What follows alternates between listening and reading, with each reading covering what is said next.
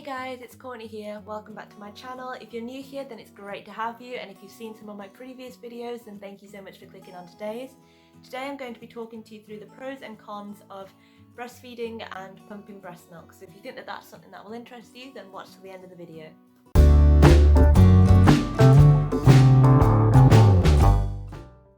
Breastfeeding.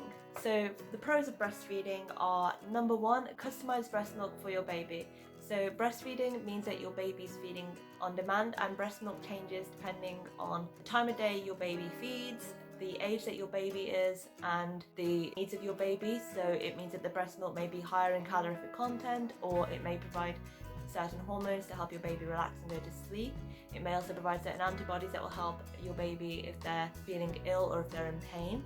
Number two, breastfeeding works on a natural feedback loop. So in other words, it's a supply and demand situation. So feeding your baby on demand encourages your milk supply and means that you don't produce too much milk, but you also won't produce too little either. This is advantageous in the fact that it can prevent the risk of you having engorged breasts, which is basically when your breasts go really hard and heavy, and this can be quite painful. And it also reduces the risk of mastitis, which is basically an infection of the breasts or a blocked milk duct. The ways in which the supply and demand helps to reduce mastitis is in the fact that your baby is feeding regularly, draining the breasts of breast milk, and if your boobs aren't producing too much milk, then it means that you're not going to have a lot of milk left over in the boob once the baby's feeding, because your body should just be producing the right amount of milk that your baby needs. Number three, there are no financial costs to breastfeeding, so you don't need to have bottles, you don't need to buy a breast pump or the other equipment that goes with pumping breast milk, because all you need is your body and your baby.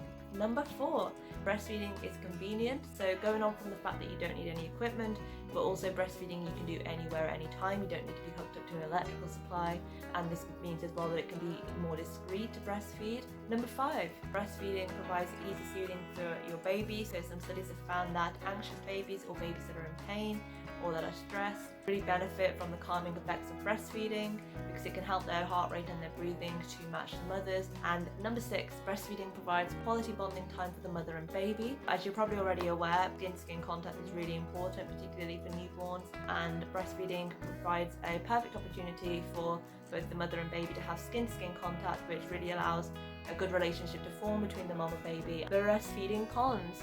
So whilst there are many pros to breastfeeding, which we've just discussed, there are some drawbacks, and the first one of these is time management. So breastfeeding can be very, very demanding on the mother, particularly during the first weeks and months when the newborn baby will likely be feeding very frequently throughout the day. This can mean that the mother has very little free time to do anything else. It can also mean numerous feeds throughout the night, which can be very exhausting and strenuous on the mother. Number two, breastfeeding can cause sore nipples. So even if your baby is lashing onto your breast great, breastfeeding is still very strenuous on the nipples because of the strong sucking action, and during the first few weeks and months when the baby is feeding quite frequently, it can just become very, very painful for mothers. I certainly found that it was very painful for me because my baby was wanting to feed like every hour, and after the first week I decided to accompany breastfeeding with breast pumping to give my nipples a chance to rest, and also allow my partner to participate in the feeding as well, so that I had more time to rest and also he had more chance to bond with our baby as well.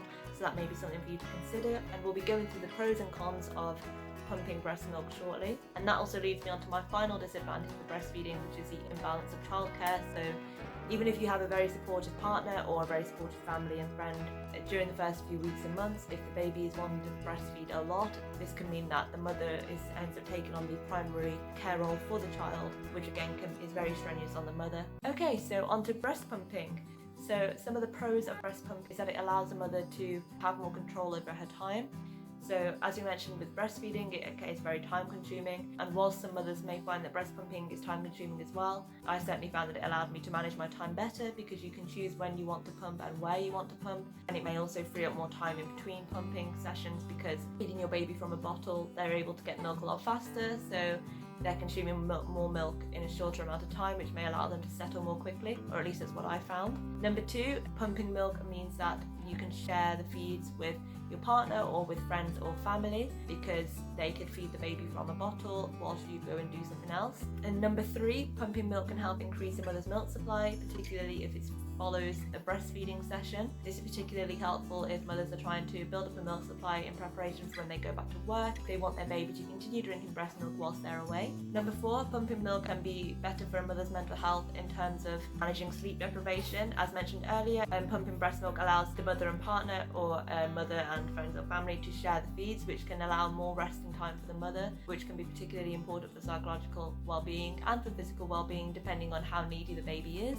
Number 6, pumping breast milk allows the mother to return back to work when that time comes, while still allowing the baby to have breast milk, which means that your baby can still benefit from the nutritional content and immunological properties of breast milk even within the mother's absence. It can also allow a mother and partner to go out on date nights or to go out with friends, which again are all really important things to think about when you're deciding whether to exclusively breastfeed or whether you want to breastfeed and pump in the beginning. Okay, and pumping cons. So there are fewer immune system benefits from pumping breast milk because you're not providing the breast milk that your baby needs at a certain time, which means that the milk may not contain enough calories, or it might not contain the right level of hormones that would best suit your baby at a certain time. Number 2, pumping breast milk is more expensive because, as mentioned earlier, it does require certain equipment. And following on from this point, pumping breast milk can also be less discreet and more inconvenient, because it does involve being attached to a pump, and it doesn't mean that you'll need an electrical supply, which means that you can't just pump out and about. And number 4, pumping breast milk does require having a place to store the breast milk that you pump,